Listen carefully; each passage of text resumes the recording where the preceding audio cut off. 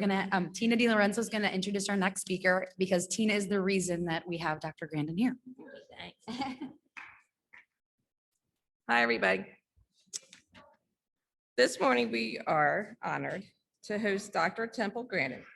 Dr. Grandin is well known to many for her trailblazing work as a spokesperson for people with autism and her lifelong work with animal behavior. Dr. Grandin has been with Colorado State University, CSU, for 25 years. Her life work has been to understand her own autistic mind and to share the knowledge with the world, aiding in the treatment of individuals with the condition.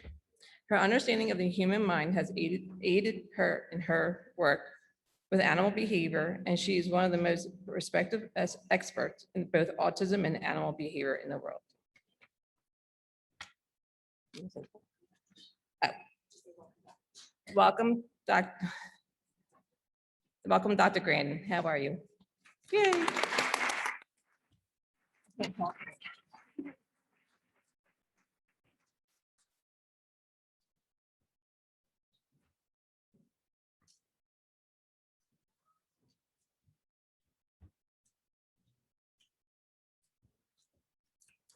Well, it's great to be here today.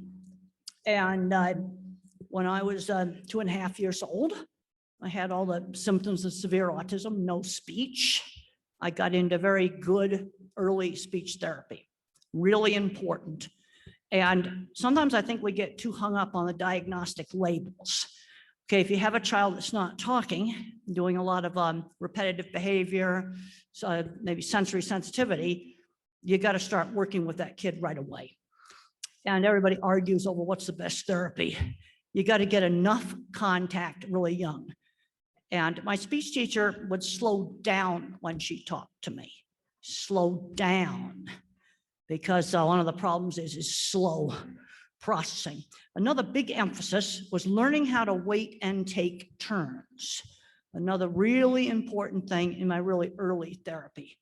But I have parents call me up all the time, and should I do this therapy or that therapy? And the thing I always ask is, are you getting some progress? More speech, more skills, better at taking turns. You see, that's outcomes. We tend to be too top down and say, well, is it autism or is it DUP 15Q? I don't really care. You know, let's work on the skills, getting outcomes. The other thing is a kid when they're 2 or 3, and I looked really severe when I was a little kid. I was tested for 2 things, deafness and epilepsy, and I did not have epilepsy, but I looked really severe. You see, then you work on the kid, and they kind of diverge into different groups. I can't emphasize enough this big variability, but we get way too hung up on diagnosis. There's way too much overgeneralization. Just here at this conference, I've seen a wide variety of different children and adults. I know there's a segment here that's very severe with uncontrollable epilepsy, but there's also some look like the autistic kids I've seen at hundreds of other conferences. And I talked to one lady who actually was out in the workplace. So again, huge variability. Now let's just look at some of the things that, things I might be able to help you with. I totally agree with the previous speaker about fear being one of the main emotions. One of the problems that you have with sensory problems is loud noises for me would set off a gigantic fear response. And some of the research now has shown very clearly that for certain individuals, I don't care what the diagnosis is, there's something wrong with the fear circuits. And they get activated when they just should not get activated. Now let's look at problems with speech. There's only 3 ways the brain can get messed up on speech. And I tend to sort of look at it more as an engineer because I've done a lot of kind of engineering work on designing cattle handling facilities. And the first thing is you can have it. I was one of the kids who was not deaf. I was tested for that. But when the grown-ups talked fast, it went into gibberish, like blah, blah, blah, blah, blah, blah. And when people slowed down, then I could understand. Now, the other thing you have to do is give the kid time to respond. They're like a phone on a lousy internet connection or a computer on a slow connection. Takes time to respond. Might take 30 seconds. That's a long time. Slow processor speed. That is a basic problem with all kinds of labels, including head injury.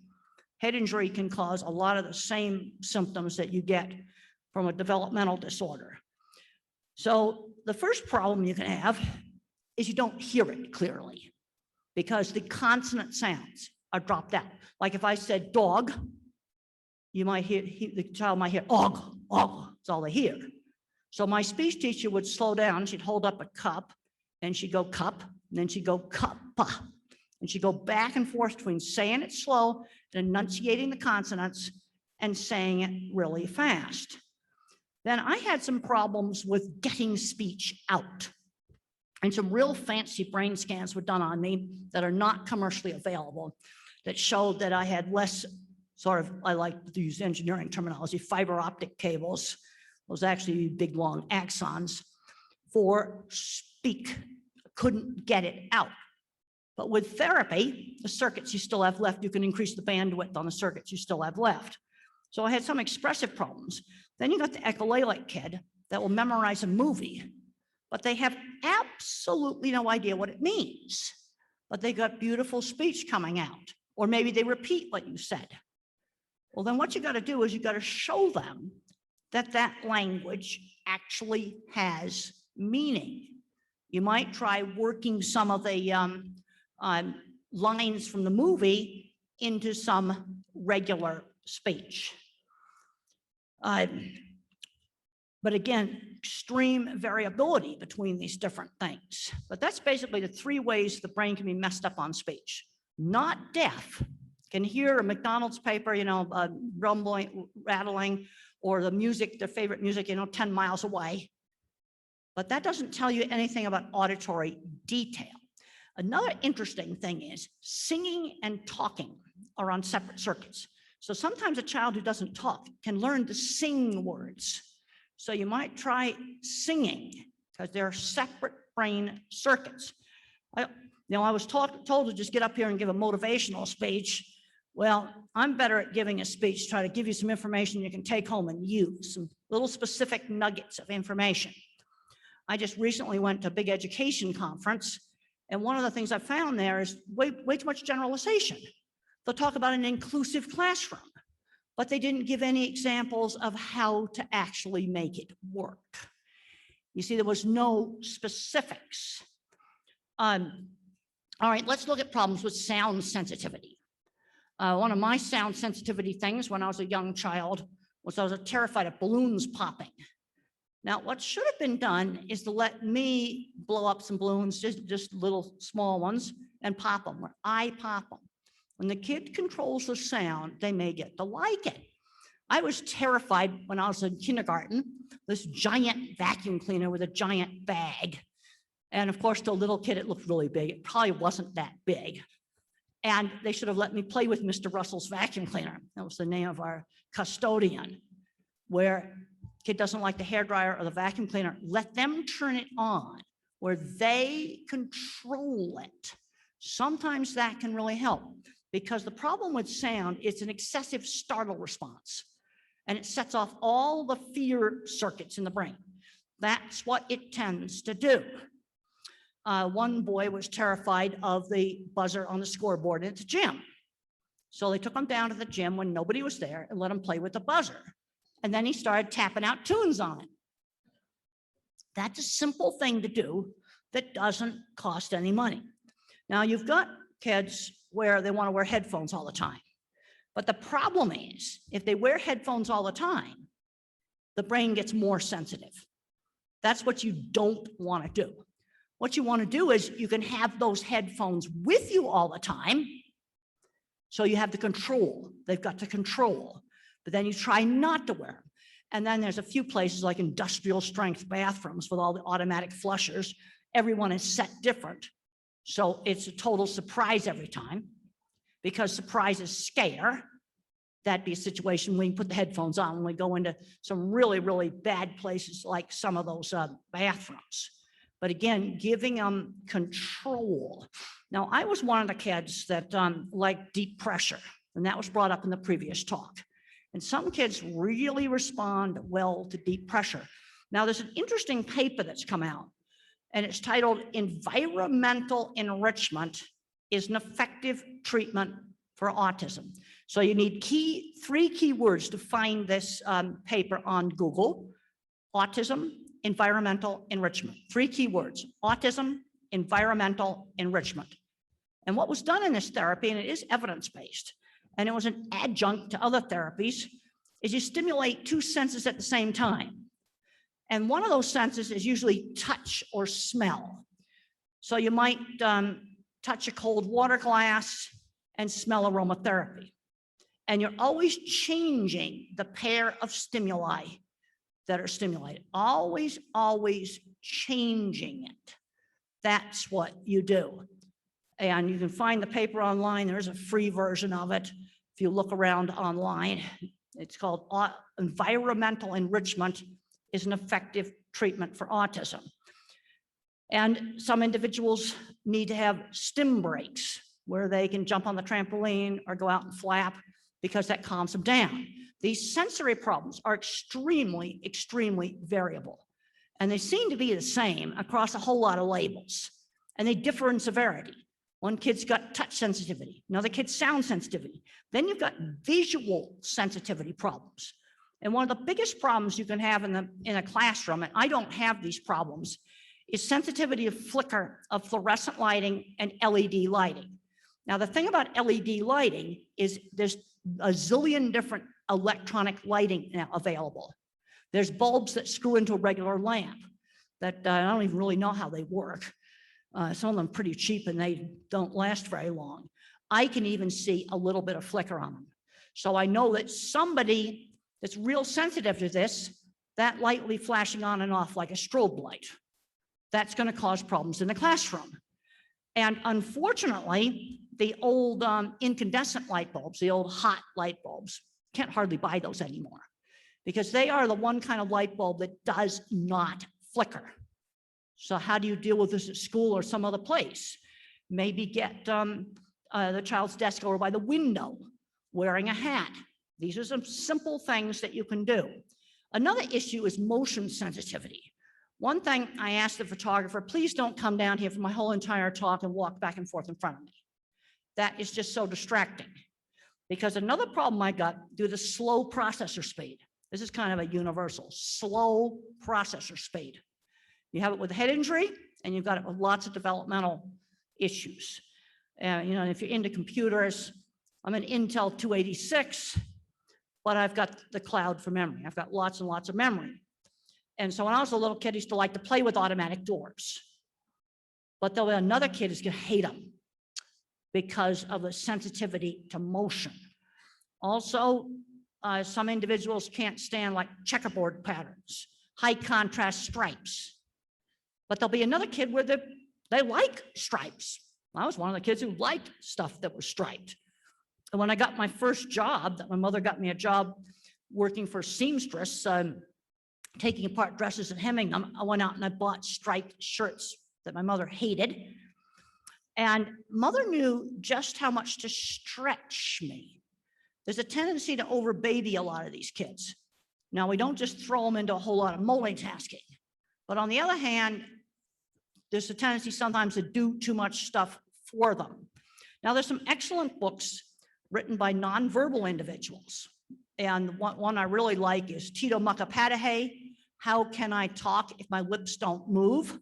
He's nonverbal, does a lot of flapping, but he types completely independently.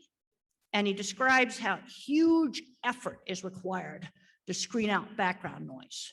And even now, I have problems with too much background noise. I have difficulty streaming it out. So let's look at some universal problems with processor speed, because that kind of goes across a whole ton of diagnostic labels. Also, these sensory problems go across a whole ton of diagnostic labels. Multitasking. that's going to be a problem. The McDonald's takeout window is where you don't go for the first job. You've got to be careful about multitasking. The issue came up about driving. It took a lot longer. I did 200 miles of driving on dirt roads before we did any traffic. Then this solves the multitasking issue, because you've got to get how to steer the car and the brakes on autopilot, where it's a motor memory. Another thing I still cannot do today is if someone gives me a long verbal sequence of instructions, I cannot remember them. I need to make a pilot's checklist. Let's say I got a job at McDonald's and I got to tear down the ice cream machine, clean it, put it back together again. Then give me a pilot's checklist, step 1, step 2, step 3. I just need keywords. Don't write me a book about it. I just need keywords, like take off the cover might be the first one. Then take out the such and such. And the thing that's interesting is pilot's checklist, you might want to look that up. Like for a little airplane, it's only got about 11 things on it. It might have a single word on there like flaps. Now for the big airplanes, and I've looked up some of those for like the Dreamliner and other large aircraft, they chunk it. Okay, pre-taxi, pre-takeoff, and you might have 4 or 5 things or 7 things in each category. Yep, pilots are required to use that. Well, if they don't put the flaps in the right position, you're in lots of trouble. Long strings of verbal information. The other issue is attention shifting slowness. I don't particularly like stand-up comedians because they go so fast, I can't keep up with the jokes. It's going along too fast. I have problems with interrupting conversation. I still have this problem because I can't get the timing right. Attention shifting slowness. You see, this all goes back to processor speed. And on the, giving the kid a time to respond, that's processor speed. I'm like a phone with just 1 bar of service. Now let's look at meltdowns. What causes tantrums and meltdowns? Big number 1, sensory.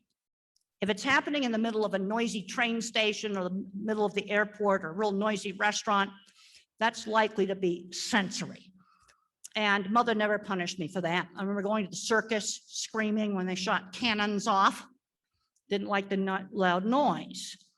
Then you might have a nonverbal individual who has a painful medical problem they cannot tell you about.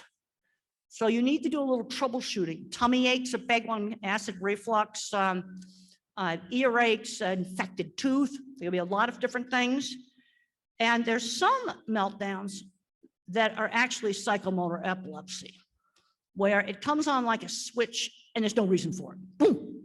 Might be laying on the lawn, listening to his favorite music, and bam, there's a gigantic meltdown. That's likely to be psychomotor epilepsy. But the other problem is a frustration with communication. It's very frustrating to not be able to talk. You got to give the kid a way to communicate. Absolutely have got to. So you got to figure out, is this meltdown biology or is it behavioral? Frustration because they cannot communicate. And then sometimes I pitched a big one just to get attention or get out of doing something. I remember one kid, it was probably, late teens, nonverbal.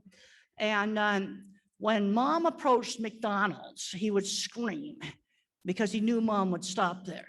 He didn't do it with dad because dad wouldn't stop at McDonald's. That's a classic example of something that's behavioral. Now you get into the fully verbal range. It's really important, develop strengths. Or even somebody who's nonverbal, find something that they can do well.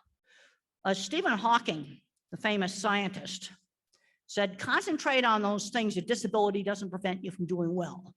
So find something you can do well. I'm a visual thinker who thinks totally in pictures. So my thinking is very, very specific. I don't think in generalities. Then you got other kids that are good at math and move them ahead in math. And then you have the verbal thinkers and they run the educational system. And I hear all these generalities, but no specifics on how we're actually going to do things. And the big problem that I'm seeing is not learning enough life skills. I mean, I've seen a lot of, big range of kids in here today.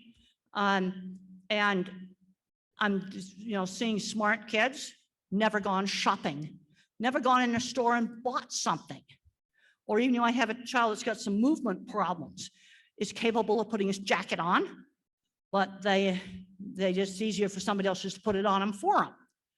And there's a Japanese boy, Noki. His first book was The Reason I Jump. And his second book was something like Fall Down 5 times, Get Up 7 times. I always get the numbers wrong. And one of the things that Noki talked about is difficulty with controlling movement. This is another individual who types independently with nobody touching him. Same thing with Tito, nobody's touching them or touching the thing they type on, whether it's a computer, whether it's some special device or a piece of cardboard with a keyboard printed on it. Can't touch the person or the thing they type on. But the way Tito worked was you'd ask him a question, he'd type really fast and then he'd run around and flap. And he talked about extreme effort. And Noki would say that often his carers, that's what they call them in Japan, would help him too much. Now, the way I learned money, I got a little allowance. I got 50 cents a week. And I learned what I could buy with that. And I was real young. I could buy 10 candy bars. I could buy 5 comics. But if I wanted that 69-cent airplane, I had to save for 2 weeks. That's just really, really simple things. See, then that made the money into stuff that was real. Okay, then the issue of medication. I want to tell you about a great resource. It's called Google Scholar. Raise your hand if you know what Google Scholar is. All right, best thing ever invented. Tell you how to access it. It's real simple. Type Scholar into Google. You'll see a link come up for Google Scholar, or type in just Google Scholar. You'll see a link. You click that link, a new search box comes up. That takes you into the scientific literature. I know that like CBD works well for epilepsy. You can look the studies up and find the evidence-based. And the summaries of the studies are free. And then you see a $35 paywall for the paper. Well, you can go back to regular Google, track that professor down, ask for reprint. Or you also want to type on all the versions, because sometimes you find a version that will get you into the entire paper. Some basic tips on medication: try one thing at a time, so you actually see what works. Now, I take antidepressants for anxiety, and I've been on them since 1980, because as I went through my 20s, I had horrendous panic attacks. And you see, the sensible thing to do, and some people say, well, you should never use meds. Meds are evil. On the other hand, there's kids that are made into zombies on too many meds, and I don't care whether it's autism or whether it's dogs. I went to a great veterinary meeting on medication for dogs. And I think some of the regular doctors need to listen to this talk, because the veterinarian emphasized, and this is a brand new talk I heard a month ago, try one thing. They really like trazodone, Prozac for dogs, and see what it does. If you have 3 prescriptions and you do all 3 of them at once, you don't know what worked. So carefully try one thing at a time. And if you start a drug at the same time you start a new school, you don't know what worked. You see that this principle of change one thing at a time is something you need to do. Well, what I'd like to do now is just open it up for a lot of questions and discussion. I don't know if my talk was motivational, but I like to give information people can take home and use. And for the last, I'm now 74 in August, I'm a professor of animal science at Colorado State University. And we've got our new Equine Center, and therapeutic riding is an activity that's really helpful for some kids, because you got rhythm and balancing, and it's really fun to ride horses. You've got all 3 of those things going together. But there's some kids that learn to talk when you put them on a swing, or maybe on an exercise ball that's stimulating the vestibular system. Why does that work? Nobody knows why it works. And the thing is, it only works on a subgroup. This is the other problem, is with sensory therapies, is the deep pressure works on one subgroup and it does not work on another subgroup. But these are things you could try. And we had a mix up on getting books. In my book, The Autistic Brain, I've got a good review of the literature on sensory. We've got a couple of copies of The Way I See It. I just got out of my car what I just happened to have in it. I've got a book called Calling All Minds. That's fun projects for kids to do. Another book called The Outdoor Scientist, fun stuff for kids to do outside. But, all right, let's just open it up for questions. And if nobody has a question, I am There- going to pick somebody. There Okay, are right there. microphones. There are microphones out there if you want to either grab the mic or go to the mic if you can. And I've got some mics. There's a mic there right behind you. We need to use the mics because otherwise I can't hear you.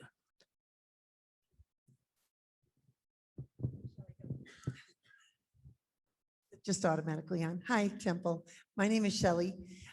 You talked a little bit about your anxiety and taking medication for your anxiety. Yeah, I've been on it for 40 years. Old fashioned tricyclic. Let me just give you a little warning. The big mistake that's made with antidepressants, drugs like Prozac or Zoloft, is too high a dose. There's a dose window. When you use it for anxiety, this is a dose window.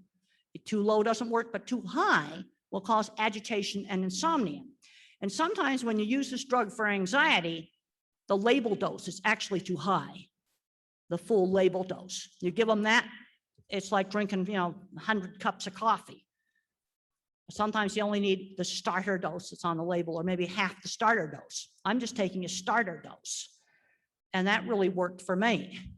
And that's the only medication I take. Been on it for 40 years. I'm not going to experiment with going off of it. I just hope the factory keeps making it. I've Google Earthed the factory. I had to commune with it because it really made a difference. And it also toned down the sensory issues. You see, a little bit of the right med can just work like magic. And too much of the wrong stuff is just horrible. I'm wondering if you ever use talk therapy, if Have what therapy? talk therapy, if you ever saw a psychiatrist or someone to help you with your emotions. Well, you see, the way the brain works, and it was brought up some before, drugs work on the primitive emotional centers. Drugs work on the bottom of the brain. Talk therapy works on the top. That's the part of the brain you think with. And that was brought up quite a bit in the previous talk. And sometimes you have to hit both. Now, my anxiety was so intense that talk therapy was like spitting on a blast furnace. And then I found out that my fear center was 3 times larger than normal. Now, the brain scans that I've had are not commercially available. This is, scientists having fun with the latest equipment. But there's some people that are just so anxious, they're going to need a little bit of help from medication, and then the talk therapy will work. But this is a basic principle. Drugs hit the bottom of the brain, the primitive parts. Talk therapy hits the thing we think with. And sometimes you have to do both. Like cognitive therapy, you're discouraged. Instead of looking at the world as half full, you look at it, let's look at some of the positive things. You got a good job. COVID was horrible. I was grounded for an entire year. I did not go on an airplane for an entire year. Everything went to Zoom. And I found the thing that helped me was get up every morning, dressed for work by 7. And I scheduled lots of Zoom conferences. And I got a big book writing project. I had to have stuff to do. And then I did some things out at our farm and in our meats lab every week, very carefully before I was vaccinated. And because of my age, I got the vaccine early. It felt like freedom. 3 weeks after the second Pfizer shot.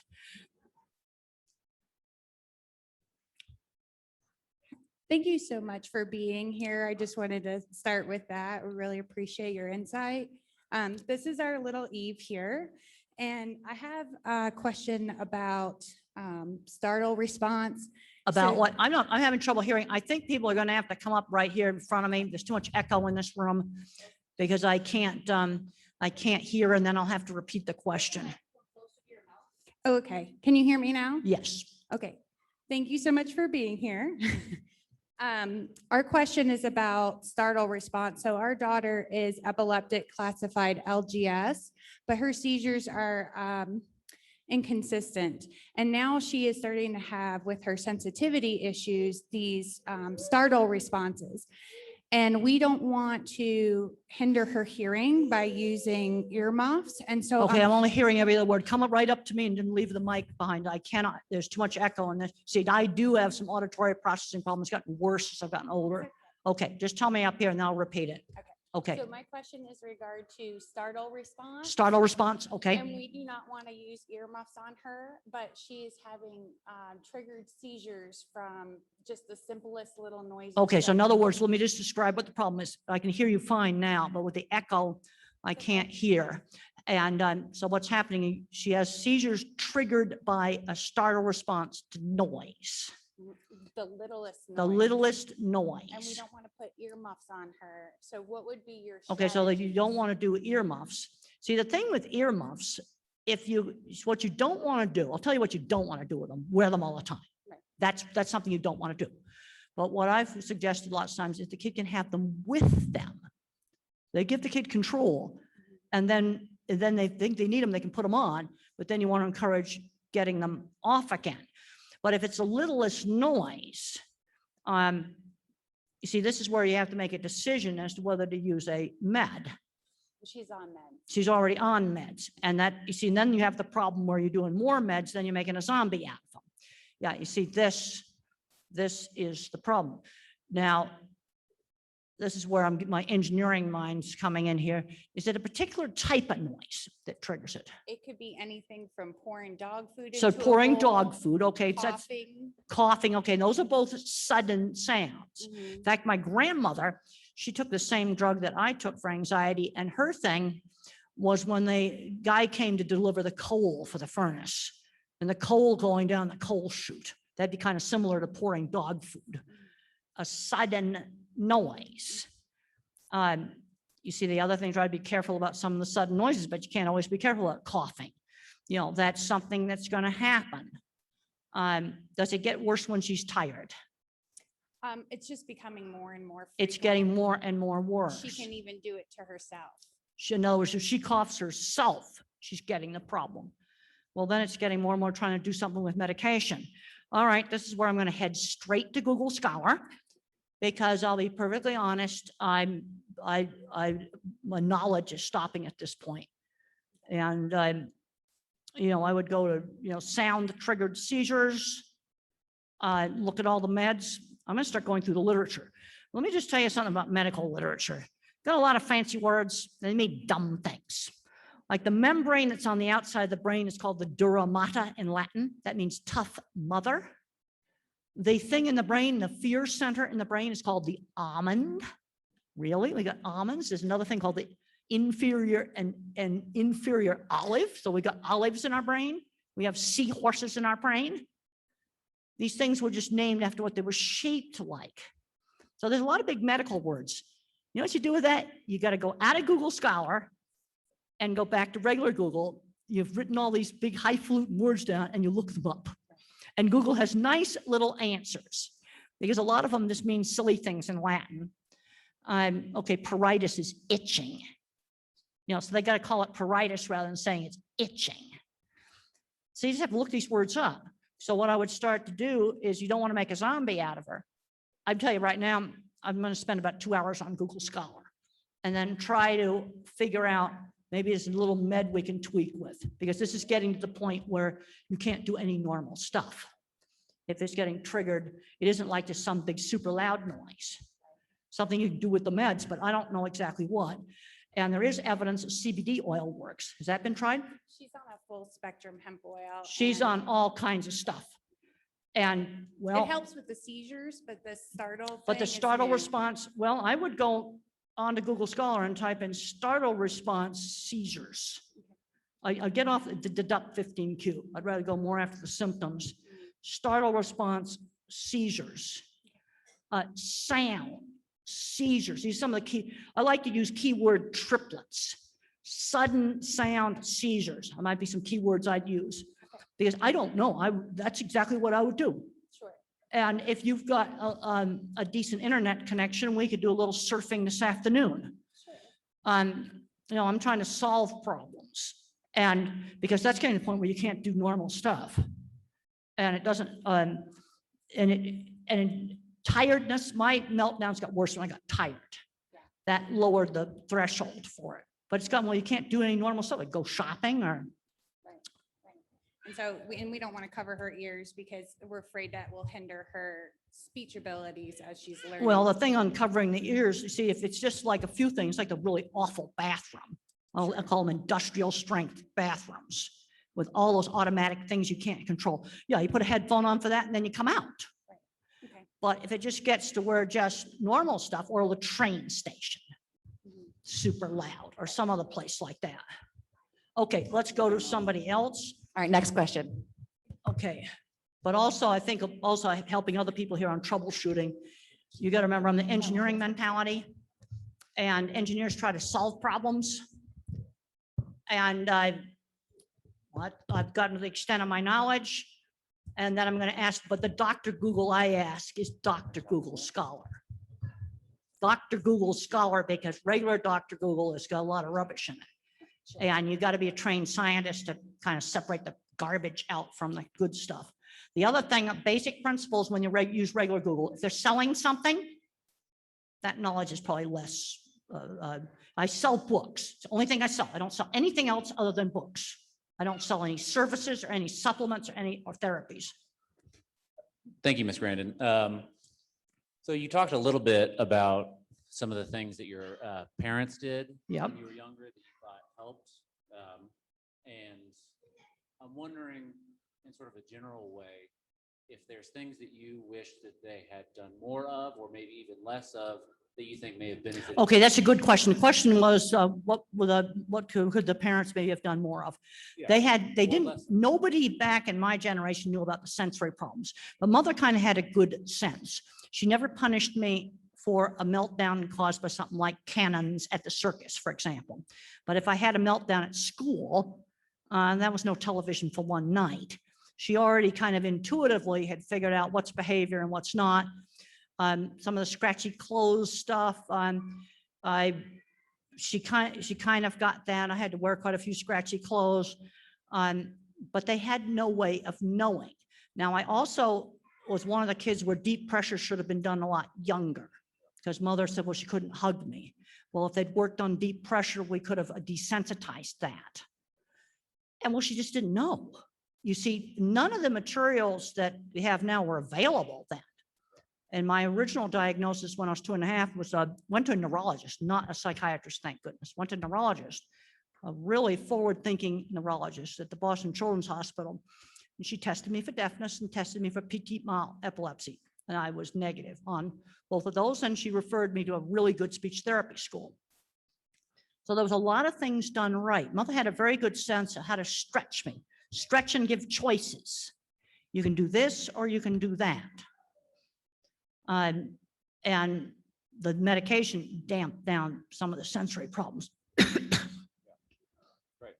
thank you. Okay, if someone could get me another cup of water, I'd really appreciate it.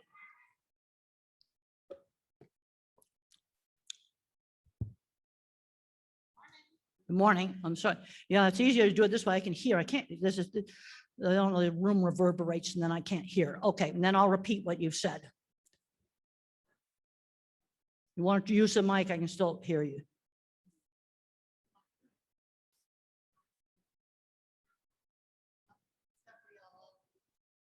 Okay, my name is Debriella.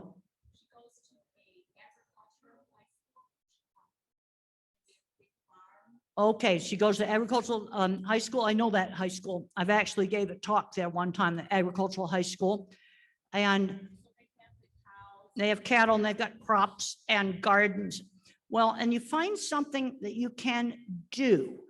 And there's been some individuals that had a very good time with greenhouses, but they then got frustrated because the person couldn't remember how to adjust the ventilation in the greenhouse.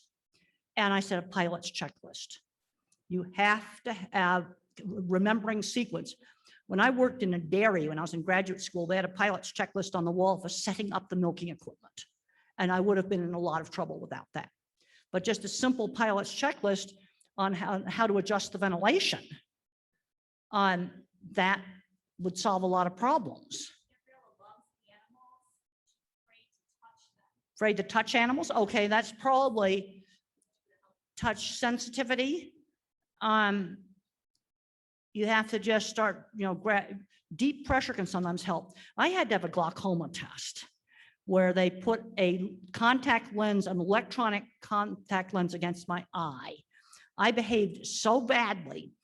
It was an embarrassment. I'm a grown-up and I was behaving, this doctor's about ready to punch me. He was so frustrated.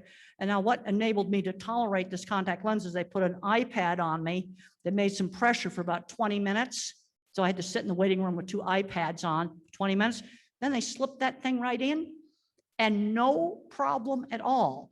So maybe something like some deep pressure or like a tight glove, something that would do some deep pressure, massage, then you go to touch the dog. And then you have to figure out, is it touch or is it smell? Because I get asked all the time about therapy dogs and about horses and other animals. And I find there's 3 ways kids on the spectrum react to them. Love them, everything's just fine. Scared at first, then they love them. And then there's ones where there's a sensory issue that really causes a problem. Like they're afraid the dog might bark. You see, and you can't control the horse whinnying or the dog barking. Okay, most service dogs don't bark very much, but you still can't completely control that. And with the touch, you might try a whole bunch of deep pressure and then try to touch the dog. Because I went from the doctor was about ready to kill me for trying to get this thing in my eye. And then after the deep pressure from the pads on there for 20 minutes, he slipped it right in. No problem. It went from her, that solved the problem. Well, try something like that. That's something that just might work. And it's certainly not going to hurt anything. I'm sorry, I didn't hear. Okay, well, thank you for coming. And I'm sorry about my auditory processing's gotten worse as I've gotten older too. Oh, thank you very, very much. Okay.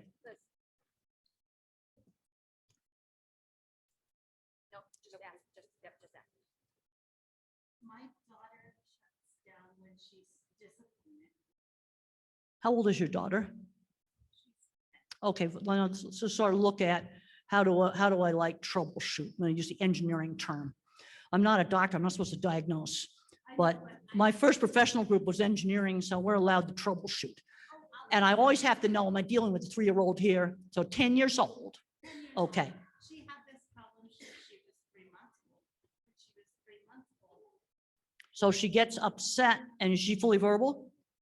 she's completely nonverbal. Completely nonverbal. And I don't know how to. Okay, now she said she completely shuts down when she's disappointed. Yes. Now, being a visual thinker, I've got to know, I've got to be able to visualize what causes this problem. She's nonverbal and 10 years old. So what kind of things disappoint her that would make her shut down? And then what exactly do you mean by shut down?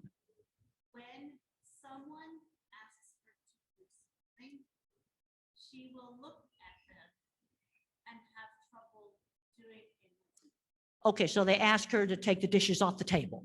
Let's just think of something really simple. See, one of the problems that a lot of individuals have is starting and stopping movement. Noki, the Japanese boy, and the reason I jump, and then also the sequel book, which I think is actually a better book, the fall down 5 times, get up 7 times. He talked about being like a broken robot, and he couldn't control his movements. And so she's got to be given time. You see, this is waiting for her to respond. Give her time. So you asked her to clear the dishes. You got to give her time to pick up the first plate. You see, and then you try to push. It's like a computer that freezes. Then you push more buttons and the computer just crashes. It's sort of like that. You see, I'm trying to see, but I got to visualize exactly what's happening, what's bringing this on. See, for me, nothing's abstract. Okay, and the kind of troubleshooting process we're going through right now, I hope will help other people, because I'm trying to get you to think about this differently. I'm having trouble thinking of those. I only see her try. Okay, you just see her try and then you're upset about it. You get sad because she tries, but then when she sees you get upset, that's like poking too many buttons on the computer. She's like a very slow internet connection. You've got to give her time to respond. It might be 30 seconds. That's a long time, or even 5 seconds. That's a long time. And then you've got to be careful, there's a tendency sometimes to say good job too many times, where it actually interrupts the flow. And then she picks the plate up and takes it to the kitchen, then you tell her good job. But don't tell her good job where she starts to pick the plate up, because that'll break the flow. See, but the problem is, see, this all goes back to slow processor speed. That's kind of a universal thing with lots of problems, ranging from head injury and then all kinds of developmental stuff. Stopping and starting at motion, slow to respond, slow to switch attention. And she starts to pick it up, wait until she's carried to the kitchen, then you praise her. She doesn't start most movements. So she can't start the movement. And if she's tried it before and seen that it didn't work, it's harder to, she turns her eyes away. Okay, so you see, the other problem you've got, okay, the question you were saying, she turns her eyes away. The other problem you have for a lot of individuals with a processing issue is they cannot do two senses at the same time. They've either got to look at something or they got to hear something. They cannot do both. They can't concentrate on looking and the movement at the same time, because you have a tiny little processor there. You see, that's that's part of the issue. That when she looks sad, and the next time, if she looks okay, she doesn't try. She seems to be giving up. Yeah, you see, the thing is, if you can just get her to do the littlest thing. Now, another thing that Tito described in his book, How Can I Talk? My Lips Don't Move, is understanding how to put on something like a T-shirt, for example. Now, if his mom just took the T-shirt and just jerked it on like that, he couldn't process how the T-shirt worked. That had a hole for your neck, a hole for the sleeves. But if you put it on as one continuous motion, very slow, so you might take 15 seconds to pull the head hole down like this, all in smooth motion. Another 15 seconds to go through the one armhole, another 15 seconds to go through this, then very slowly pull it down like this. Then he understood how a T-shirt worked, but it had to be slowed way down. Then he could do it. Also putting on a slip-on shoe. In my book, The Way I See It, I've got descriptions of this. I have only 2 copies of that. Amazon's got plenty of them. The Way I See It. So for slip-on shoe, again, one continuous motion. So you take your hands, go down, the foot, hand over hand with her hands, hand over hand, go down the leg, hand over hand, grab the slipper, and then all in one motion, slide it on. Then they, by feel, I call it whole task teaching. They start to understand, and you're doing it slowly, but without stops, how a slip-on shoe goes on. And I think that Tito Makapadehe, How Can I Talk? My Lips Don't Move, that book is available online. I think it's only available as an ebook because it's sort of out of print, but you can still get it. And then the sequel to The Reason I Jump, because Noki was older when he wrote that. It's a better book in terms of. 1 second. Bruce's parents, are Bruce's parents in here? Okay, he's alone somewhere and he can't find you. So if you know where Bruce's parents. No, but he wants to find his parents. He doesn't know where they are. I just got a text. Sorry. Okay, that's all right. Okay. Okay, well, maybe that will help you. You see, this whole concept of a very, very slow processor. Okay, maybe this is an inspirational speech, but I want you to go home, have some things that you can go home and actually do that might be really helpful. And there are things that aren't going to hurt anything. And it just, and this has worked for some kids. I like the explanation of. not Well, you see, if stopping. I take that T-shirt, go like that with the head hole, he can't process that. But if you take the head hole and just very, very slowly, about like this, and then you take his arm and work it through that one armhole, and just very slowly, all in one motion, and then you pull it down. Then he may understand it. And then he learned how to put, that's how he was taught how to put on clothes. Do you have, Yeah, it's described in my Way I See It book. The Way I See It's my most basic book, The Way I See It. You can pick it up on Amazon. Now there's some other book that's all called The Way I See It, but make sure it's my book. Hi. So I'm going to college to be equine assisted therapist, and I was wondering what your view on like the pros and cons of equine assisted therapy were. Okay, question about, equine assisted therapy. Well, it works for some kids. I've had parents say to me, my kid did the first words on a horse. And now the thing that's not known is which kid is that going to work? And equine assisted therapy is, a really great thing to do. If you can get it, reduced cost, great, I'd do it. But on the other hand, I talk to a lot of low income folks, and they've got their church support group. That's about it. Well, let's try things like a exercise ball or swing. These are things that anybody can afford, because I think part of what some of the benefits is the rocking, is the balancing. You have to balance on a horse, and the rhythm. You're doing those two things at the same time. I don't think there's all of it, because up at our equine center, we have a fake horse. It's called the Equicizer, and that does not do the same thing as a real horse does. Now, what it does do is get the kid used to the tack and stuff before he gets on a real horse. But there's something the real horse does. First of all, a real horse is much more fun than a fake horse. And there are some kids where equine therapy is really, really great. The other thing I see is this is a big problem, is not differentiating between the client that's going to need a sidewalker for the rest of their life and the one where they need to learn how to ride. I see the same thing with jobs. Okay, there's one kind of individual where bagging groceries or pushing carts is a suitable career, and there's others where that's a training job. You see, there's a tendency to get locked into that label. And what I'm seeing here with the Duke 15Q is I'm seeing a much bigger range than what I was originally told when I was asked to come here. And I don't know, I can't do anything about your chromosomes. I'm going to just talk about the stuff where we can do something. I can't change your genetics.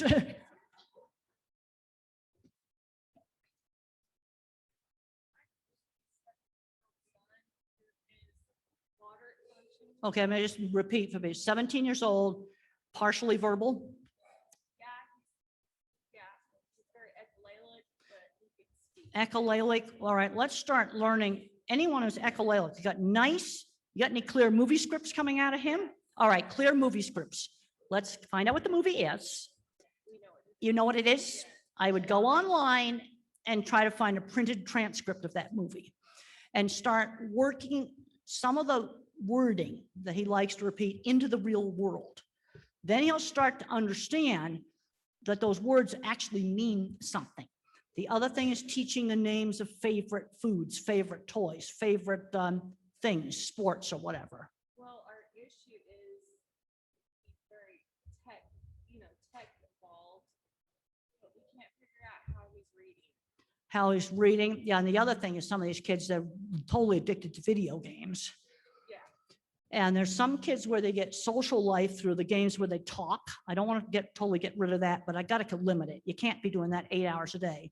And then games where it's totally solitary, I'm much more nasty about trying to get rid of a lot of those, but you got to replace it with something else. It has to be replaced with something else. Just can't figure out how he's navigating because we like wiped out his tablet and stuff, and he still finds his specific interest, but yet. What do you mean? Oh, so in other words, you disabled everything on his tablet and he still got into his interest? Yeah, we can't figure out how. All right, what's his interest? It's music. Music, okay. All right, okay, so you tried to wipe his tablet clean, got back into the music. Maybe he needs to learn how to play an instrument. Have you ever thought about introducing an instrument? Yeah, we have. We've done music therapy, but my question is, we don't understand why he can't read in the educational standard, but he's finding stuff like that. Well, he can find stuff online, but he can't, because the stuff online interests him. It interests him. All right, let's just think really basic here. So let's get books to read about stuff he'd be interested in. And when I was in 3rd grade, I was 8 years old, I didn't know how to read. And my teacher was very concerned about it. First of all, a Dick and Jane book is not worth reading. See Dick, run, run, run. That is not a book worth reading. So let's start with something he might be interested in. What interests him in music besides just listening to it?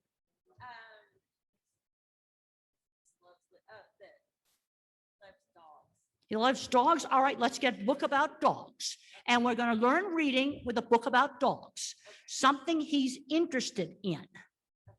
Okay, does he like different breeds of dogs? What does he like about them? He likes Dalmatians? All right, well, then we're going to get a book about Dalmatians. Well, there's 101 Dalmatians. All right, well, then you read 101 Dalmatians. All right, let's get something where the interest level's up there so that he's going to want to read it. And the other thing is, I was a phonics learner. Another kid will be a whole word learner, where they just learn sight words.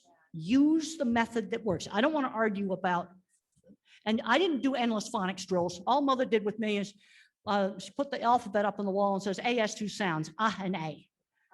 And I just learned those. And then she started telling me some rules. It's The Wizard of Oz, a book worth reading, reads a page and then has me read 2 or 3 words. Then gradually I read more and more. This was done out loud. It was done out loud. So let's get 101 Dalmatians.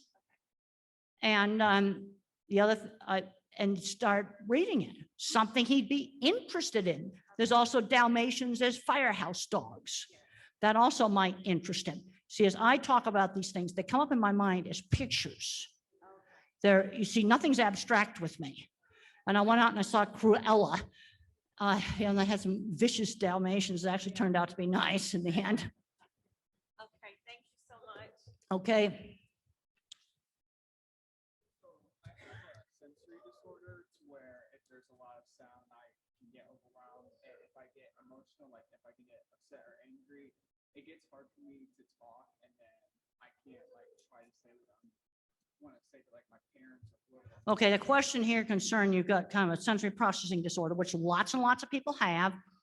And again, small processor too is always seems to be, and you get too many things going on at once, you get overwhelmed.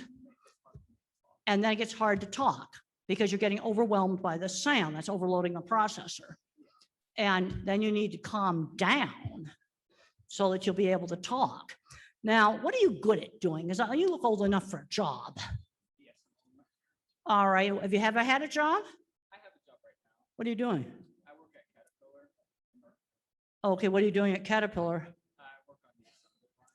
You work on mechanics on the equipment? Yeah, I help build the tractors that we Oh, well, you see, there's okay, mechanics for heavy construction equipment. There's a lot of good jobs there.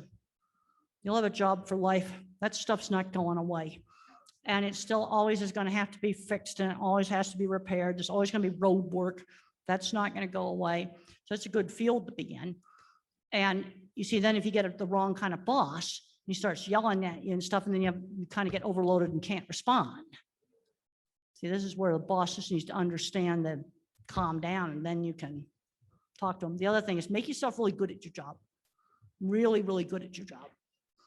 Another thing I'd recommend, your performance reviews, you print them out at paper, you keep them at home. You always got to protect your portfolio, because the way I got jobs when I first started on my livestock design stuff is I'd show people my drawings. I'd show people pictures of jobs. I learned to sell my work rather than myself.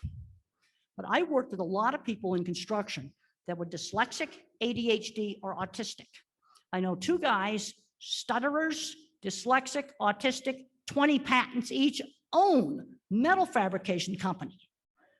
Own. You see, this is what makes me go crazy as I go back and forth between the fields. I've been out to the tech companies. Half those programmers are on the autism spectrum. You see, and then at the other end of the spectrum, you have somebody that can't talk, and some of those actually have got like a locked-in syndrome. You see, you've got all these ranges, and it's called the same label. But find something you like working for Caterpillar. You like it a whole lot. Well, and then that's good that you've got a job. No, that's just great. No, but lots of people have sensory processing problems. Also, there's a lot of mix-up with ADHD and autism. Don't get hung up on a lot of these labels. There's about a 30% crossover on the genetics, on the clinical symptoms, and the social circuits in the brain having problems. See, the thing is, a brain can be more thinking, or a brain can be more social emotional. Well, at what point do you slap a label on it? You know, I find talking about equipment and stuff like that, you know, really, really super interesting. Well, the thing is, sometimes you just need to be, calm down. You just can't process two things at once. Yeah, the thing is the concept of a slow processor explains a lot of problems. See, part of the problem I have, like with social conversations, they go by very, very fast. And then I can't figure out when I should interrupt because the little split second has gone by. But make yourself really good at fixing construction equipment. That is a job for life. Okay, let's go to the next person. Hi. Thanks so much for coming. My daughter is 15 years old and has been engaging in PICA pretty much her whole life. 15 years old, PICA, is she nonverbal? No, she has some speech. She has some speech. She's not conversational, but she can label and. And when you say she has PICA, what's she eating? Also hair, she'll find pieces of hair on the floor or on me. And I tried really finding something similar to satisfy that sensory need. The only thing I found is celery that kind of. Okay, so she's eating hair and they substituting celery kind of helps. And have you worked with a really good OT? We don't have an OT right now. Okay, because sometimes I'll, you know, if you can find somebody really, really good on working on sensory problems, that can be really helpful. Now, there's also things you can buy like rubber chewy things. They can chew on. Have you ever tried that? We have, and it doesn't quite. Satisfy. Whatever it is about. But she likes the feeling of hair. Well, the thing is, you eat too much hair, it can clog you up inside. And then you don't want to eat too much hair. I've seen, you know, some of the hairballs that cats get. It's, that's not something you want to keep eating. And you've tried substitute, if you can find some good OT advice, this is also where I might get online, but I'm going to start with Google Scholar first. You might find something. And there's a lot of people out there selling a lot of crazy stuff. Let's just talk about evidence-based. If something's cheap, totally safe, and takes me 5 minutes to try it, okay, well, let's say try doing speech on an exercise ball. Yeah, and then if that's going to work, it might work in a week, start to work in a week. There are some individuals, they see the print jiggle on the page, and then you try some different pale colored papers, and then the print stops jiggling on the page. Nobody knows why it works. It's not, they'll say it's not evidence-based, but there's some people where you put tan paper in the printer and it saves their college education, or you change the background and the font on the computer. That totally changes things. So I don't need evidence-based for that. But if something's dangerous or expensive, really expensive, and there's a lot of people out there selling a lot of expensive stuff, or it's going to take me 6 months of real hard work to try it, no, I've got to have evidence-based. But this is where I solved a lot of my own health problems. You know, I figured out the medication back before anyone hardly even knew that antidepressants worked for anxiety. And there was there was no Google Scholar then. There were big, huge index medicus books like giant dictionaries, this thick, full of journal article summaries. I was going through that stuff. Well, check that out. That might help you. Hi, I was wondering if you had advice. I have a son that's 14 years old and he's verbal, not excessively verbal, but he can ask and answer who, what, where questions. So he can do some, he's 14 years old, verbal, and he can do some who, what, and where questions. Okay. But not how and why.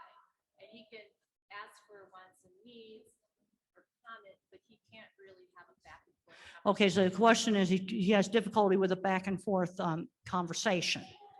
Any help on trying to bring him up to that next Okay, let's try to, work in the next level of back and forth conversation. There's some that can do it with texting. Just a regular text message program, but do it on an iPad, so it's a bigger keyboard.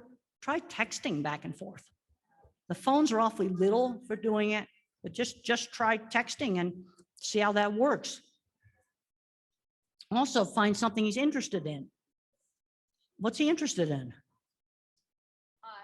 He's interested in, but he'll tell us if he wants to go to amusement parks or he wants to go to the beach, but we don't have a conversation about the things that we do. Well, and the thing is, he may not, get all that conversational. We shouldn't start thinking about work skills. How is he on just basic skills? Dressing, showering, Yeah, doing all of that stuff? we worked a lot on COVID because we had so much time. Yeah. So putting away clothes, doing recycling, emptying dishwashers, So he can do all the basic skills.